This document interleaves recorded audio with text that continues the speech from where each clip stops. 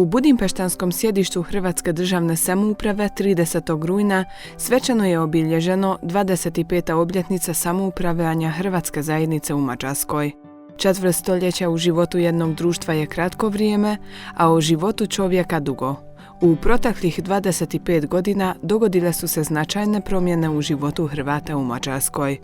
O tome je govorio nekadašnji predsjednik Hrvatske državne samouprave Mijo Karagić. 25 godina samoupravljanja Hrvata u Mađarskoj ne bi moglo, vjerojatno ne bismo mogli danas tako slaviti i spominjati kao veliku pozitivnost u našem političkom životu da nismo imali prije, dakle, naše hrvatske organizacije, na primjer Društvo gradišćanskih Hrvata ili Savez Hrvata u Mađarskoj, koji je utemeljen 1990. godine. Dakle, to je prethodilo samo organiziranju Hrvata u Mađarskoj. Normalno da samoupravni sustav i glasovanje za samoupravne jedinica naše tu u Mađarskoj je to drugi model, druge su kompetencije i ja se veselim da evo je taj samoupravni sustav živi i prosperira danas među Hrvatima u Mađarskoj. Vi ste bili u 3 ciklusa predsjednik Hrvatske državne samouprave. Mogli biste prisjećati na jedan važan ili onaj najvažniji moment koje ste vi doživjeli tijekom svog predsjedništva? Valjda je to osamostaljenja, odnosno utemeljenja naših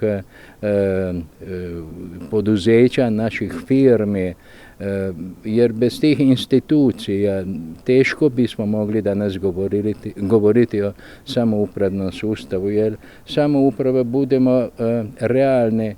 Pa recimo, ako nema svoje ustanove, ako nema svoju pozadinu konkretnu i političku i materijalnu i organizacijsku, onda djeluje kao neka bila koja druga društvena ili ne znam kakva druga udruga. Onda nema razlike između samouprave i saveza.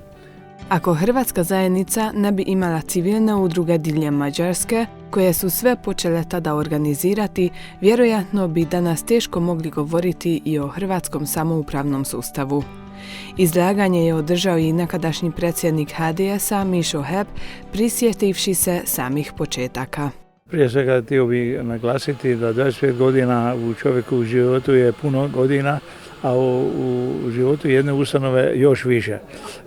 Ja sam imao sreću 8 godina biti u 2 mandata predsjednik Hrvatske državne samouprave i tako kao i moj prethodnik, tako i ja sam nastavio onu tradiciju koju smo mislili da je najkorisnije za Hrvate u Mađarskoj, a to je da jačamo ustavnu pozadinu, da nekako političku strukturu nekako ostvarimo i da što bolje možemo artikulirati interese Hrvata u Mađarskoj. Ja mislim da smo to manje više uspjeli, iako puno još ima rupa koje trebamo popuniti. Teško je izdvojiti neke važne momente u proteklih četvrt stoljeća, ali ipak Mišo Hep je naglasio. Imao sam sreću da u moje razdoblje je najviše hrvatskih ustanova preuzeto ili građeno. To je muzej sakralne zbirke u Priseki, to je Santovački đački dom i vrtić, to je preuzimanje Hrvatskog kluba Augusta Šena, preuzimanje osnovnoškolskog centra u Pečuhu Miroslava Krleže i mogu reći sam malo, kako kažem, sa zadovoljstvom da sad kako je otvoren školski centar u Samotelju, prije 16 godina to sam ja počeo.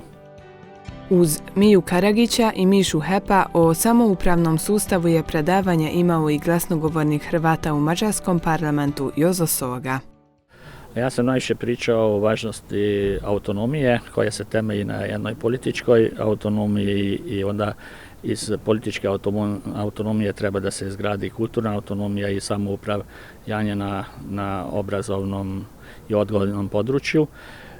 To je bila ona linija što sam ja probao naznačiti da vrlo je važno da sljedećih 25 godina, pošto ja gledam, to su bili prvi koraci o povijesti naše zajednice kad smo funkcionalno utemeljili naše samouprave, a još nažalost ne znamo živjeti sa onima pravima što nam omogući Zakon o narodnosnim pravima i što imamo regulirano u Ustavu i preko, možemo reći, Narodnosnog odbora pri parlamentu da živimo. Zanimalo nas je što Jozo Soga smatra najvažnijim trenutkom u utemeljenju samoupravljanja hrvatske zajednice u Mađarskoj. Pa ja bih prije naveo da 1994. godine kad su se utemeljile prve hrvatske lokalne samouprave, a sljedeće godine preko elektronskog sustava i saziv prve državne samouprave, i to smo probali formirati i nekako prilagoditi sustavu mađarskog samoupravljanja, a poslije opet kad se počela graditi kulturna autonomija, mi Hrvati smo bili, možemo reći, pioniri, jer mi smo preuzeli prvu hrvatsku ustanovu, to Santovačku školu, i poslije Santovačke škole smo počeli izgraditi ustanovnu pozadinu koju smo sad, možemo reći, zakružili sa Sambotelskim školskim centrom. Svečanosti je nazočio i Mladen Andrlić, veleposlanik Republike Hrvatske u Budimpešti. Pozdravljam vas da kako s tog položaja i sigurno on bi rado ponovo do Mađarske. Radimo na tome još ove godine da dođe u uzvratni posjet ministru. Veleposlanik Andrlić prenio je pozdrave ministra vanjskih i europskih poslova Republike Hrvatske Gordana Grlića Radmana.